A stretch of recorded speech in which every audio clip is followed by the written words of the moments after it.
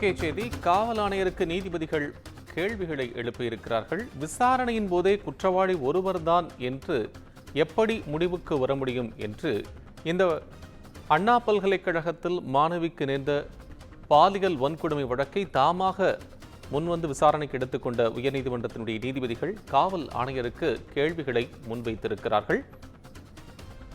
விசாரணையின் போதே குற்றவாளி ஒருவர்தான் என்று காவல் ஆணையர் எப்படி முடிவுக்கு வந்தார்?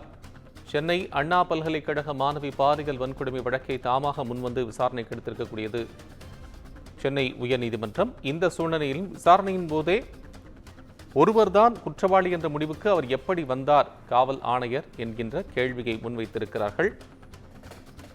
இந்த வழக்கு தலைமை நீதிபதி அமர்வுக்கு பரிந்துரை செய்யப்பட்டிருக்கிறது. தாமாக முன்வந்து உயர்நீதிமன்றம் விசாரணை எடுத்துக்கொண்ட சூழ்நிலையில் குற்றவாளி ஒருவர்தான் என்கின்ற முடிவுக்கு காவல் ஆணையர் எப்படி வந்தார் என்று அண்ணா பல்கலைக்கழக மாணவி பாலியல் வன்கொடுமை வழக்கில் சென்னை காவல் ஆணையருக்கு உயர்நீதிமன்ற நீதிபதிகள் கேள்வி எழுப்பியிருக்கிறார்கள்.